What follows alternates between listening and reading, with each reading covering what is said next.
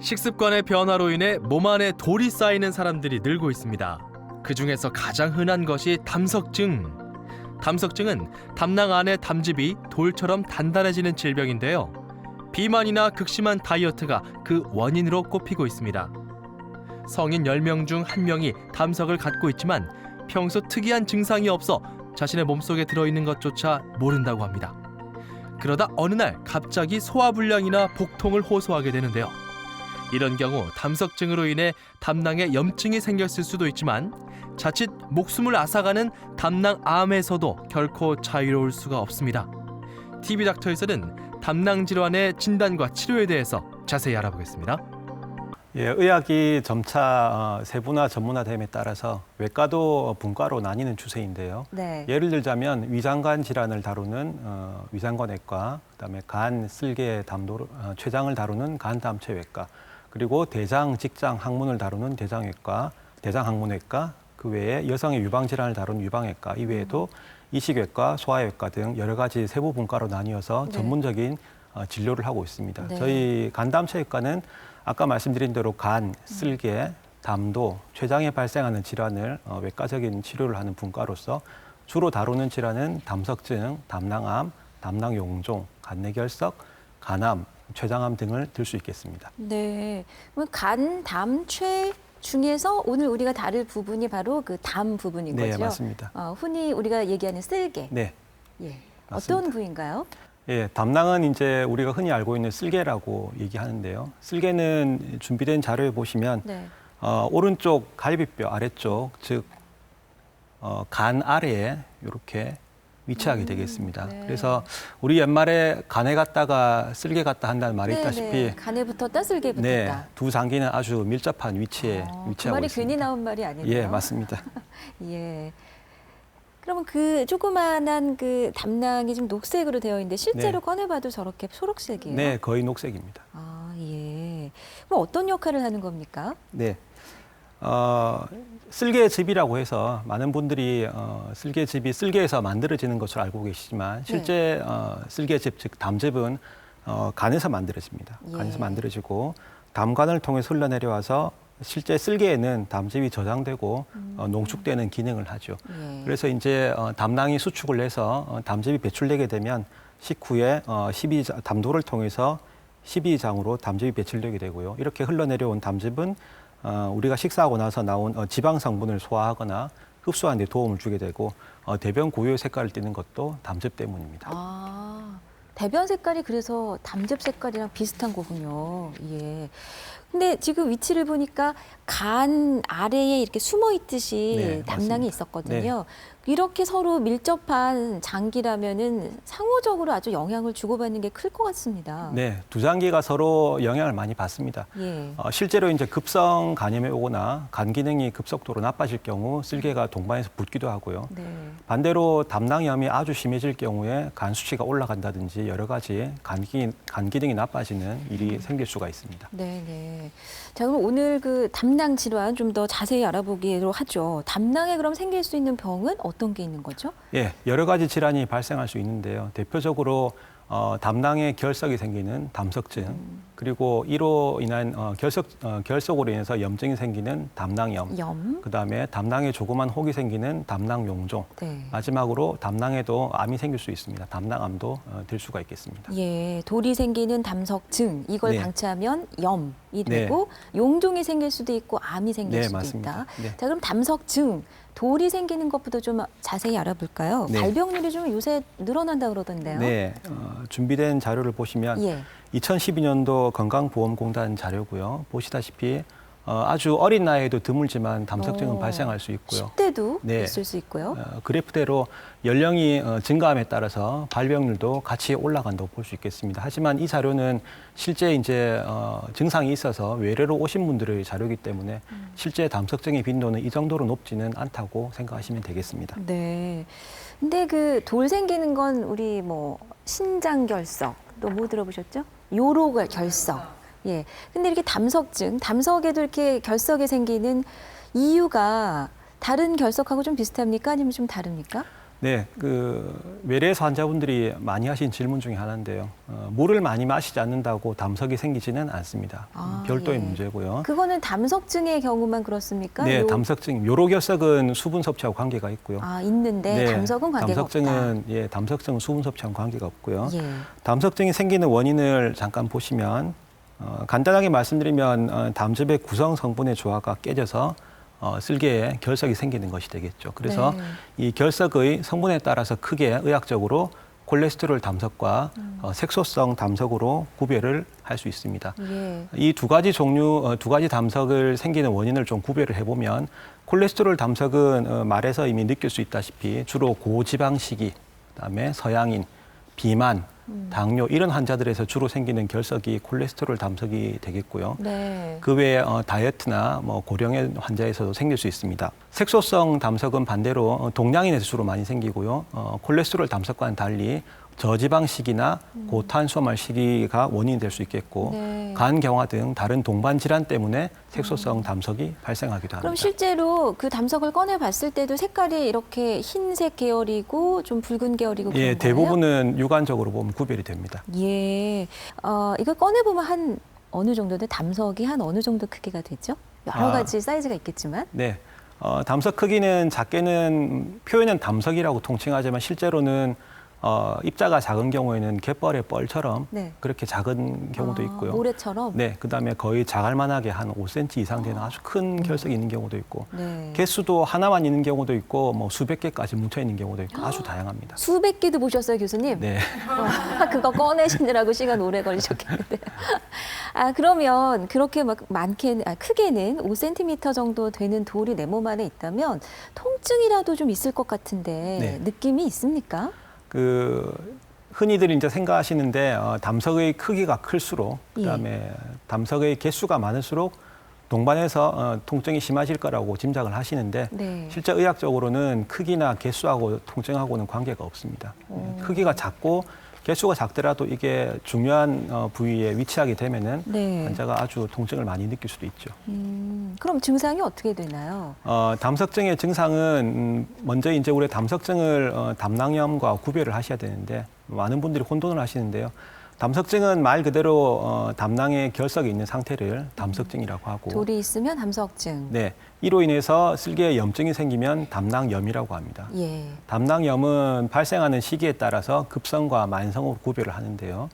급성 담낭염은 전형적인 증상이 식사하고 나서 쓸개가 위치하고 있는 부위 우상복부가 아파가지고 우상복부. 네, 오른쪽 위쪽 배가 아파가지고 네. 통증을 호소하시고 열도 나고 그다음에 손도 못 댈 만큼 아파가지고 응급실로 오시는 경우가 제일 많고요. 네. 제대로 모르고 계시거나 적절한 치료를 받지 않고 계속 진행이 돼서 만성으로 넘어가게 되면 환자분들 표현을 빌리면 명치 밑에 돌이 들어있는 것 같다, 묵직하게 불편하다, 음식 먹으면 자꾸 체한다 이런 증상이 제일 많고요. 예. 드물긴 하지만 만성 담낭염 때문에 오른쪽 어깨, 의학적으로는 방사통이라고 하는데요. 오른쪽 어깨가 아프다든지 등이 아파서 물리치료를 받다가 뒤늦게 진단받고 오시는 분들도 있습니다. 어깨가 아플 수도 있군요. 네. 그러면 그 담석증은 증상이 좀 없다가 이게 방치돼서 담낭염으로 되면 그때서야 비로소 네. 증상이 나타나고 통증도 여기저기 다양하게 발생할 네. 수 있는 거군요. 자, 그러면 두 가지의 증상을 좀 비교해야 될 텐데 실제 담낭에 좀 이상이 생겨서 수술하신 환자분이 계셨어요. 저희가 만나봤습니다. 이제 맨 처음에 이제 등이 아팠고 옆구리가 아팠고 이 가슴 유방 있는 데가 아팠고 그 다음에 소화가 안 되고 여기가 결리고 그거를 한 번도 몰랐어요. 몰랐는데 저는 이제 운동을 하는 사람이라 운동을 하면 그냥 괜찮을 거라 나는 절대로 이런 병은 없을 거라 생각을 했었죠. 그랬는데 이제 이게 이제 급속으로 이제 터지다 보니까 저한테 이제 급속으로 완 것 같아요. 그 시초가 있었는데 그래도 뭐 운동을 하니까 결려서 그렇나 여기서 결리 있는 갑다 하고 파스만 붙이고 이랬었어요.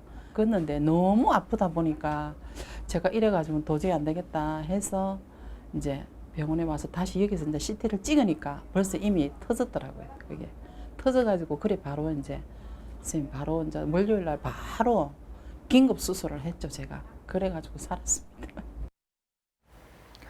이렇게 여러 가지 증상이 있었는데도 결국은 터지고 나서야 수술을 받으셨네요. 네. 담낭이 터질 수도 있습니까? 예, 드물긴 하지만 염증이 오래 지속되면 담낭이 터지기도 합니다. 그래서 네. 담낭이 터지면 새 나온 담즙이 복강 내로 흐르기 때문에 환자분이 느끼는 통증이 심하고요. 방치하면 복막염으로 가서 아주 위험해지기 때문에 와. 예, 병원에 빨리 오셔야 되겠죠. 예. 그러면은 담석증은 이미 생겨 있었고 그걸 방치하다가 염증도 생기고 터지고 이런 경우까지 간 거죠? 네, 맞습니다. 예.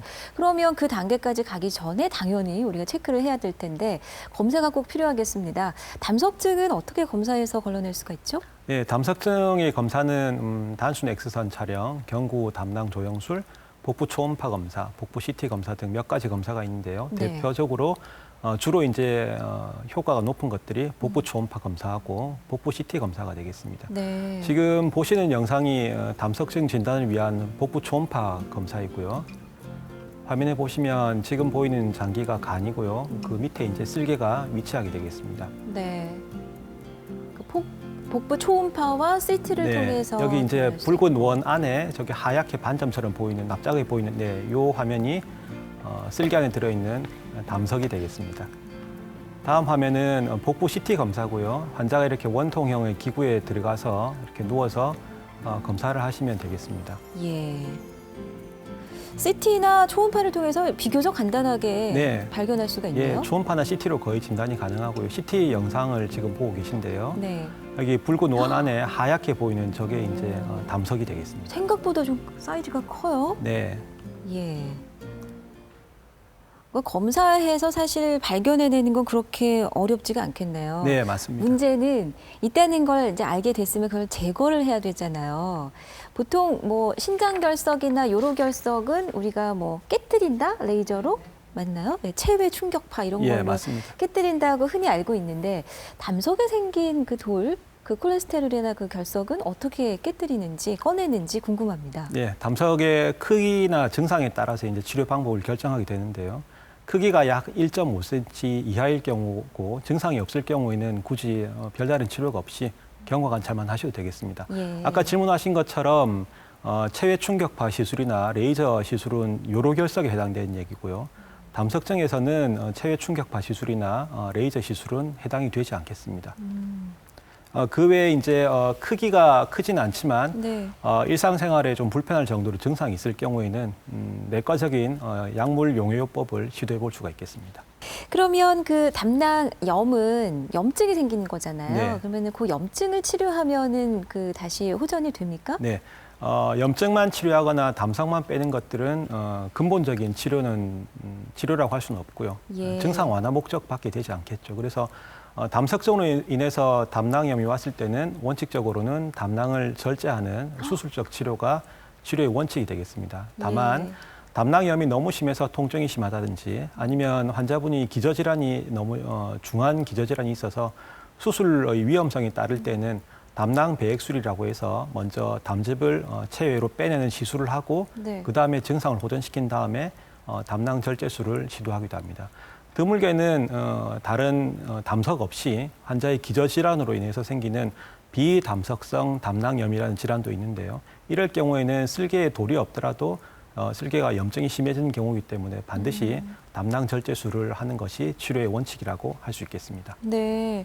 근데 언뜻 생각하기에는 어떤 장기 안에 돌이 생겼으면 그 돌만 빼내면 될 것 같은데 아예 그 장기 자체를 그냥 잘라내야 된다고 말씀하시니까 꼭 그렇게까지 해야 하나라는 생각 들거든요. 네, 이전에는 그래서 이제 의사들도 그런 의문을 많이 가졌죠. 그래서 쓸개는 그대로 두고 담석만 제거하는 수술적 치료를 많이 했었고요. 예. 하지만 그런 치료를 하고 보니까 담석이 또 생기는 경우가 허다하기 때문에 아까 말씀드린 대로 담석이 생기는 원인 때문에 이 원인은 쓸개를 제거하지 않으면 해결이 되지 않기 때문에 그래서 최근에는 담석만 빼는 수술은 올바른 치료가 아니고 네. 쓸개를 다 제거하는 것이 올바른 치료라고 할 수 있겠습니다. 근본 치료가 될 수 없고 일시적인 예, 그냥 맞습니다. 방법이 될 수밖에 예, 없는 맞습니다. 한계가 있기 때문에 아예 드러내는 담낭 절제술을 하는 거군요. 이 부분은 잠시 후에 자세히 알아보겠습니다.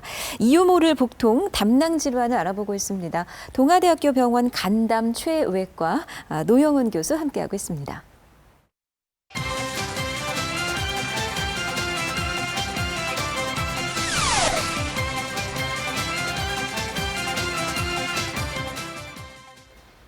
자, 그럼 이 담낭을 드러내는, 잘라내는 담낭 절제술을 좀 자세히 알아보도록 하겠습니다. 어떤 경우에 수술을 하게 되죠? 예, 증상이 없더라도 크기가 1.5cm 또는 한 2cm 이상의 큰 결석일 경우에는 용해요법으로 효과가 없습니다. 그래서 네. 아무 증상이 없더라도 담석의 크기가 클 경우에는 수술적 치료를 고려하셔야 되고요.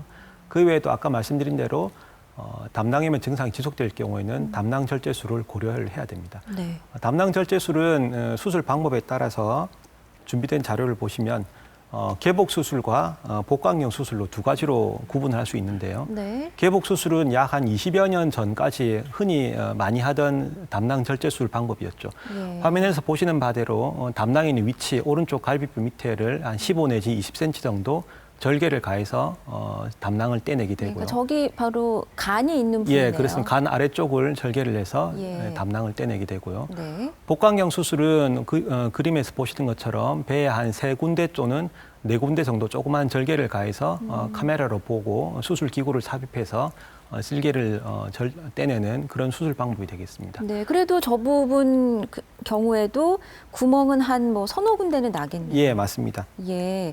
그런데 수술 방법이 더 진화됐습니까? 예, 최근에 더 진화된 방법이 있죠. 네. 거의 뭐 수술 상처가 남지 않는 수술이 있다고 하던데요. 네, 수술은 한번 받게 되면 그 흉터는 평생 가는 거가 되겠죠. 예. 그래서 이제 모든 외과 수술은 똑같은 수술을 하더라도 이왕이면 환자에게 흉터를 작게 남기는 최소 침습 수술로 발전을 하고 있고요. 아까 말씀하신 대로 복강경 수술도 배에 한 서너 군데 정도 구멍을 절개를 가하고 수술하는데 한 2000년대 말부터는 좀 더 최소 침습 수술 방법으로 해서 단일 통로 수술이라는 방법이 도입되어서 최근에 국내에서도 네. 활발하게 수술이 진행되고 있습니다. 그럼 불과 몇 년 되지 않은 최신 수술 방법이라고 할 수 있는데요. 몇 년 되지 않았습니다. 예. 단일 통로 복강경 수술. 네. 그럼 아까는 그 구멍이 한 서너 군데 됐는데 단일 통로라고 한다면은 단 한 군데만 뚫어서 복강경으로 수술합니까? 예, 그렇습니다. 와, 신기하네요, 교수님. 어떤 거죠?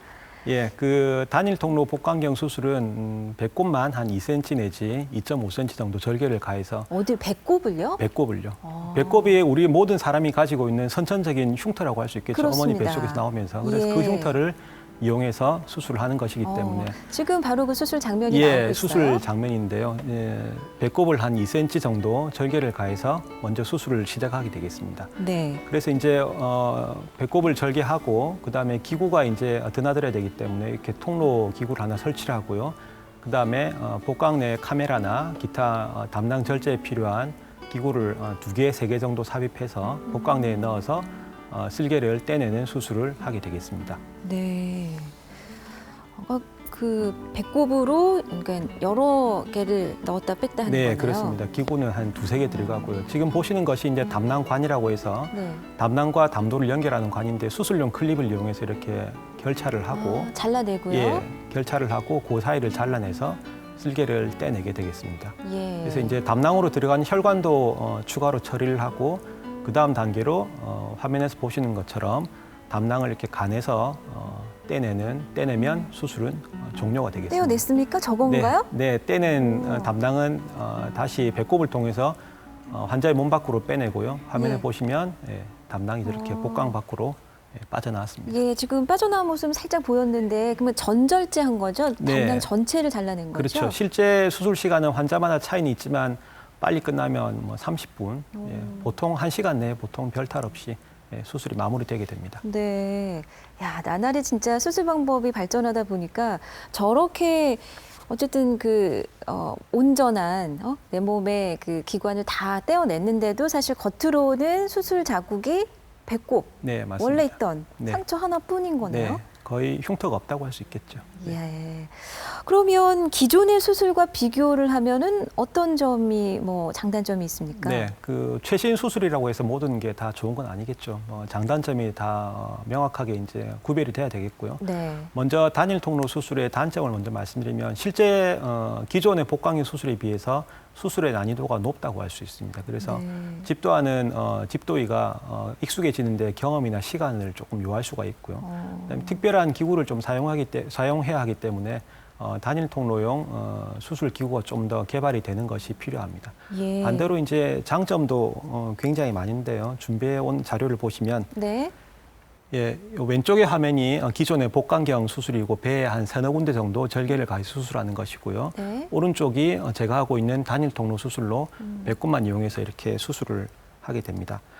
제 수술 결과를 보시면 저는 한 2009년부터 단일 통로 수술을 시작해서 지금까지 전국적으로도 손꼽히는 결과를 지금까지 내고 있고요. 오. 아니 그러면 지금 교수님께서 수술하신 그 사례가 네, 2009년부터 14년까지 624명의 네, 환자분을 맞습니다. 직접 집도하신 거네요. 예, 맞습니다. 와, 상당히 경험 많으십니다. 예. 예. 그래서 요즘은 아까 좀 전에 그래프에서 보신 대로 거의 대부분의 담낭 절제술은 단일 통로 술식으로 하고 있고 사진에서 보시면 장점을 제가 아까 말씀드렸는데요. 맨 왼쪽 사진이 개복 수술 사진입니다. 네. 그래서 물론 조금 흉터가 큰 환자이긴 하지만 가운데 사진이 기존의 복강경 3공식이라고 해서 배에 세 군데 흉터를 군데. 만들고 하는 수술이고 예. 맨 오른쪽 사진이 단일 통로 수술로 해서 배꼽만 절개하기 때문에 수술 후에 거의 흉터가 표가 저건 안 원래 나는. 있던 배꼽. 그렇죠. 예, 있잖아요. 거의 원래 있던 배꼽에 흉터는 거의 없다고 할 수 있습니다. 야, 이렇게 나날이 발전하고 있군요. 그런데 그런 생각 안 해보셨어요? 우리 기관은 다 저마다의 역할과 존재 이유가 있는 것인데 쓸개를 드러낸다 하면 아까 뭐 쓸개집을 보관하고 농축시키는 역할을 하는 곳이 담당이라고 했는데 그러면 쓸개집에 갈 곳이 없어지잖아요. 네, 맞습니다. 그럼 어떡하죠? 라는 생각이 듭니다. 네, 제가 외래에서 이제 환자분들한테 담낭 절제술을 권해드리면 환자분들이 이제 제일 많이 하신 질문 중에 하나가 쓸개 없어도 생활하는데 지장 없냐라는 질문을 많이 하시죠. 네. 아마도 우리 옛말에 쓸개 빠진 사람이라는 그러네. 말 때문에 속담이 그런 여러 개 있네요. 네, 쓸개와 걱정을 많이 관련된. 하시는 것 같은데 물론 이제 쓸개를 떼내고 나면 처음에는 조금 불편감이 있을 수 있습니다. 어떤 증상이 있냐면은 예. 식사 후에 자꾸 배가 아프다든지 아니면 화장실에 자주 간다든지 여러 가지 소화기 증상이 동반될 수 있는데 이런 증상은 우리가 쓸개를 떼내고 나서 우리 몸이 적응하는 일시적인 적응 기간입니다. 그래서 예. 그 적응 기간은 환자 개개인마다 차이가 굉장히 크고요. 빠른 분들은 수술하고 3, 4일 만에 아무 문제 없이 회사 출근하신 분들도 있고 와. 조금 예민하신 분들은 한 1, 2주 정도 조금 불편하신 분들도 있는데 통상적으로 약 수술하고 일주일 정도면 수술 전 상태, 즉 일상생활 복귀하신 데는 거의 문제가 없다고 보시면 되겠습니다. 와, 진짜 인간의 몸이 좀 신기합니다. 우린 적응의 동물이기도 한데 그럼 실제로 쓸개집은 어디로 가는 거예요? 뭐 보관하거나 이런. 네, 아까 그 처음 자료에서 보셨다시피 쓸개가 없으면 간에서 만들어진 담즙이 그대로 담도를 통해서 흘러내려갑니다. 바로 그냥 네, 직통으로. 쓸개가 있을 때는 저장됐다가 농축돼서 필요할 때 배출이 되는데 쓸개가 없으면 그냥 흘러내려가기 때문에 조금 소화도 안 되는 것 같고 네. 설사도 하고 그런 증상이 있을 수 있죠. 하지만 우리 몸은 어느 금방 정도 적응하게 돼 있습니다. 일정한 예. 시간 지나면 금방 적응을 하게 된다. 우리가 평소에는 그 담낭 쓸개에 대해서 잘 지식이 없었는데 오늘 하나하나 좀 지식을 쌓아가는 것 같습니다. 그럼 실제로 담낭 용종으로 수술을 앞두고 계신 환자분이 계셔서 만나봤습니다. 좀 몸이 안 좋아가지고 배도 좀 아프고 이래가지고 이제 병원에 가서 초음파 검사를 했어요. 그러니까 쓸개에 이제 용종이 뭐 두서너 개 있다 하더라고요. 그래가지고 한 5년 전에 그랬었거든요. 그래도 뭐 별거 아니겠지 싶어갖고 그냥 있었어. 그 덩더리가 이제 좀 아프더라고요. 그래서 이제 그것 때문에 아픈 건지 나도 모르니까 이제 의사 선생님한테 물어보고 하려고 와서 이제 초음파 검사하니까 떼는 게 좋겠다. 이제 그래서 떼는 거예요. 안 그러면은 그걸 오래 놔두놓으면 이게 악성으로 변할 수도 있으니까 뭐 0.6mm 정도나 0.5mm 이런 거는 그냥 두고 보는데 내 경우는 이제 뭐 1cm 정도 되니까 막 이렇게 떼내는 게 좋다고 말씀하시더라고요. 네, 이런 걱정이 있으셔서 수술을 이제 앞두고 계시지만 그래도 5년 전에는 괜찮으셨잖아요. 네. 그냥 두고 보자 하셨는데 수술을 결정하신 이유가 있어요? 네. 담낭 용종을 수술을 결정할 경우가 몇 가지 있는데요. 네. 준비된 자료를 보시면 처음에 이제 아까 말씀드린 대로 담낭 용종은 증상이 없기 때문에 건강 검진에 우연히 발견된 경우가 거의 대부분입니다. 그래서 처음 발견됐을 때 용종의 크기가 1cm를 넘을 경우에는 암일 가능성이 있기 때문에 수술을 보통 권해드리는 게 맞고요. 네. 두 번째 경우에 크기가 1cm가 안 되더라도 앞에 화면에 보신 환자처럼 주기적인 검사에서 용종의 크기가 자꾸 커질 경우에는 암일 가능성이 있기 때문에 역시나 수술을 고려하셔야겠고, 세 번째로 용종의 모양이 납작하게 접시처럼 납작할 경우에, 그다음에 환자의 연령이 고령인 경우, 그다음에 담석과 용종이 같이 있을 경우에는 담낭암의 확률이 올라가기 때문에 네. 수술적 절제를 권해드리게 되어 있습니다. 예. 지금 암 얘기를 이제 몇 번 해주셨는데, 그럼 담석증이나 담석 그 안에 네. 용종이 생긴 경우나 암으로 발전할 수도 있다는 말씀이세요? 네. 이제 걱정을 많이 하시죠. 담석증이나 담낭 용종을 방치하면 암으로 진행되지 않느냐. 원칙적으로는 의학적으로는 사실은 관계없는 얘기고요. 네. 담석증을 방치한다고 담낭암으로 간다는 의학적인 근거는 거의 없다고 보셔도 됩니다. 하지만 드물게 담낭암 환자를 수술했는데 네. 수술 후에 조직에 보니까 슬개에 담석이 있는 경우는 있긴 하지만 거의 드물다고 보시면 되겠고요. 네. 두 번째로 담낭 용종은 아까도 잠깐 언급하셨지만 담낭 용종을 방치한다고 암이 되는 게 아니라 정확하게 표현하자면 초기 담낭암의 병변과 담낭 용종이 구별이 안 되기 때문에 크기가 증가하거나 이런 여러 가지 용종의 모양을 보고 암의 가능성이 있을 경우에는 수술을 하게 돼 있습니다. 네. 그러니까 처음에 딱 이건 용종이다 이렇게 판단이 됐으면 걔가 암이 될 가능성은 네, 보통 이제 검진에서 뭐 3, 4mm 담낭 용종 진단받고 오신 분이 많은데 네. 6개월이나 1년 뒤에 검사해보고 크기가 변화가 없으면 거의 그런 환자분들은 거의 대부분 그냥 용종. 네, 암은 아니라고 생각하시면 되겠습니다. 근데 처음에 이게 자라기 시작할 때는 얘가 암인지 뭐 네. 용종인지 잘 모르니까 그러니까 크기가 커진다 싶으면은 네, 없애버리는. 수술적 치료를 생각하셔야 되겠습니다. 그러면은 암으로 일단은 판명이 나면 무조건 담낭은 절제해서 네, 절제술을 맞습니다. 받아야 되는 거죠. 예, 예. 그러면 이제 담낭이 없어졌다고 해서 다시 뭐 재발할 위험이나 이런 걱정은 안 해도 돼요? 네, 이제 각 장기마다 생기는 암은 그 예후가 굉장히 틀린데요. 네. 비교적 재발을 잘 안 하는 갑상선 암처럼 비교적 재발을 안 하는 그런 예후가 좋은 암도 있지만 담낭암은 불행하게도 예후가 비교적 좋지 못한 암에 속합니다. 좋지 못하다는 건 네. 어떤 내용인가요? 준비된 자료를 보시면요. 예. 미국 자료입니다. 미국 자료인데 이제 병기를 1기, 2기, 3기, 4기, 즉 네. 1기는 굉장히 초기고요. 4기로 갈수록 진행이 많이 된 단계인데 우리가 이제 의학용어로 암은 5년 생존율이라는 표현을 쓰는데 이건 네. 무슨 말씀이냐면 암으로 진단받고 적절한 치료를 받은 후에 5년 동안 생존하는 확률을 말하는 겁니다. 예. 슬개암은 1기일 경우에는 대략 한 5, 60%의 5년 생존율을 보이고 병기가 올라갈수록 재발할 확률이 아주 높은 비교적 예후가 안 좋은 암에 속합니다. 그 그래프를 보시면은 그 끝부분에 네, 5년 맞습니다. 생존율이 그냥 뚝뚝뚝 떨어지네요. 네, 예. 그러니까 해가 갈수록 조금씩 이렇게 떨어지는 예, 예. 경향을 보이죠.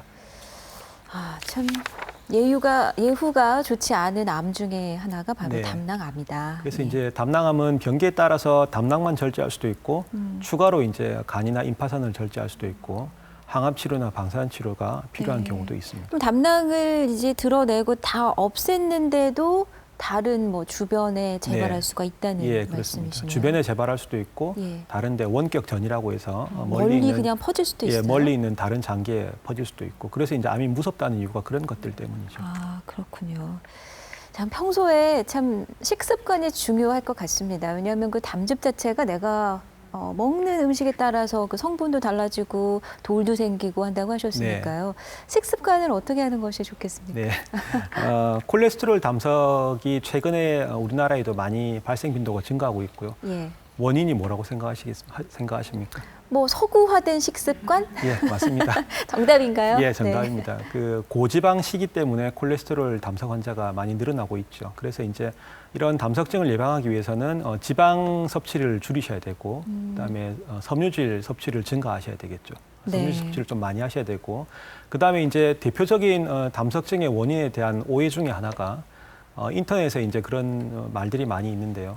멸치, 시금치, 우유 같은 것들을 많이 먹으면 담석증이 생길 수 있다. 그래서 네, 이제 저도 실제로 본 것 같아요. 예, 그런 음식을 피해야 되느냐라고 저한테 질문을 많이 하시는데 요로결석의 일부 성분에는 그런 것들이 관계가 있습니다. 그래서 예. 요로결석에는 아까 말씀드린 그런 식품들이 영향을 미칠 수가 있는데 담석과는 사실은 전혀 관계가 없고요. 네. 반대로 말하면 우유나 시금치나 멸치 같은 것들이 우리 몸에 미치는 긍정적인 효과가 훨씬 많죠. 그래서 그렇죠. 예, 뭐 복용하시는 건 아무 문제가 없고요. 네.